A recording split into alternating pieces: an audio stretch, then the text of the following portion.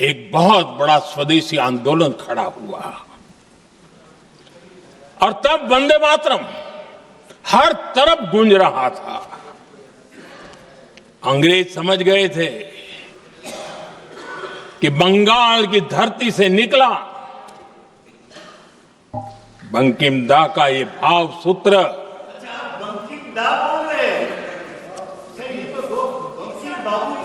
बंकिम बाबू बोले। अच्छा, thank you thank you thank you thank you thank you, आपकी भावनाओं के लिए मैं आदर करता हूं। बंकिम बाबू ने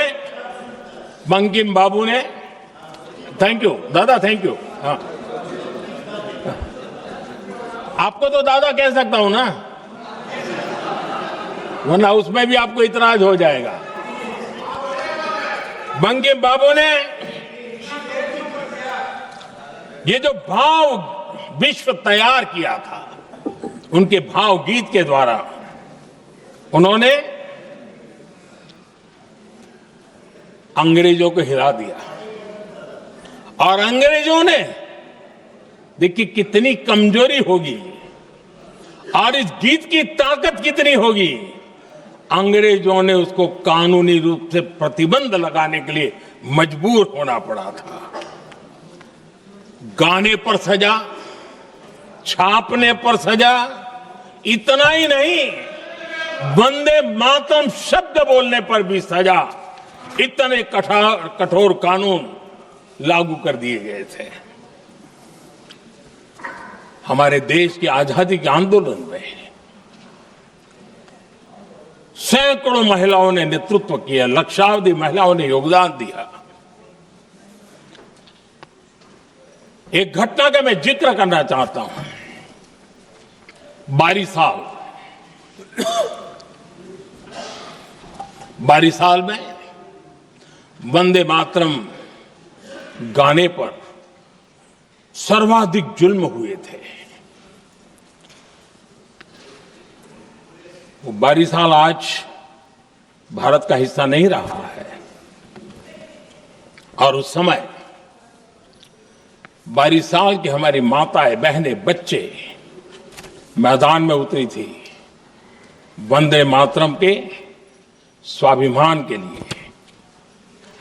इस प्रतिबंध के विरोध में लड़ाई के मैदान में उतरी थी। और तब 22 साल की एक वीरांगना श्रीमती सरोजिनी बोस, जिन्होंने उस जमाने में वहां की भावना को देखिए, और उन्होंने कहा था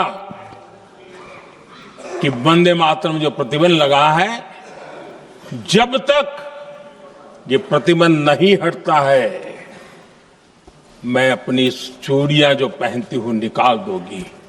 भारत में वो एक जमाना था, चूड़ी निकालना यानी महिला के जीवन की बहुत बड़ी घटना हुआ करती। लेकिन उनके लिए वंदे मातरम की वो भावना थी। उन्होंने अपनी सोने की चूड़ियां, जब तक वंदे मातरम प्रतिबंध नहीं हटेगा मैं दोबारा नहीं धारण करूंगी, ऐसा बड़ा व्रत ले लिया था।